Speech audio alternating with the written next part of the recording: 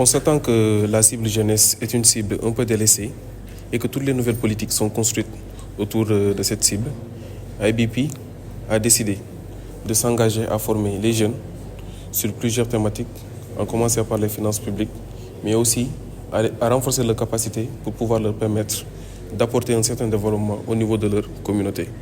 Donc l'initiative, c'est d'identifier les organisations de jeunes et de femmes les plus actifs au niveau des 14 régions du Sénégal, renforcer leurs capacités afin qu'ils puissent participer activement au niveau des instances de décision.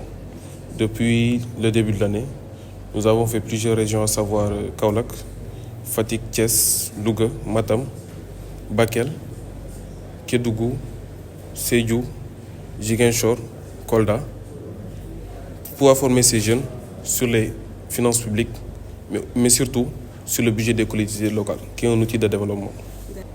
Le soir de Ziguinchor, pour des soucis d'équité, IBP a décidé de rencontrer l'ensemble des organisations de jeunes qui se trouvent au niveau des 14 régions du Sénégal, en sélectionner les plus actifs, qui seront les ambassadeurs au niveau de leurs organisations. Ces jeunes, une fois formés, seront appelés à dupliquer cette formation au niveau de leurs organisations et associations respectives. Toujours le terme équité qui est mis en avant avec l'ONG IBP, toutes les cibles font partie de cette formation. Les organisations de jeunes, les organisations de femmes, les personnes handicapées, mais les jeunes présents dans les quartiers défavorisés, toutes ces cibles constituent les cibles principales de cette initiative qui est l'initiative jeunesse développée à IBP depuis le début de l'année. Nous comptons pérenniser ce genre d'initiative parce qu'après cette formation, les jeunes seront invités à Dakar pour bénéficier d'une autre formation sur les techniques de collecte de données. Sur la base de cette formation, une fois de retour au niveau de leur terroir, ils pourront développer des plans d'action, orienter leurs activités par rapport à la thématique qui les intéresse. On est très excités même à terminer la formation pour pouvoir démultiplier déjà à travers nos organisations qui nous ont envoyés ici. Mais pour moi, il faut aller au-delà de nos organisations. Aujourd'hui, comme le formateur là. Avec UROF, forme les jeunes et les femmes sur les concepts liés au budget territorial.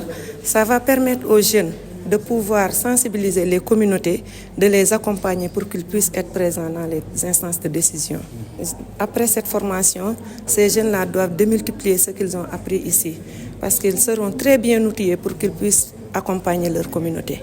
Je demande à IBP, à toutes les autres organisations, de pérenniser ces genres de rencontres, parce que ces jeunes-là nous aident à mieux sensibiliser la population, à mieux connaître les budgets locaux, et pour que au moins les jeunes puissent pouvoir défendre leurs intérêts au niveau des instances de décision. Oui, c'est venu à son heure, parce que souvent les jeunes et les femmes sont oubliés à ces genres de formation, mais IBP, en collaboration avec UROF, a facilité à la commune de Ziguinchor ces genres de formation. C'est ce que nous saluons.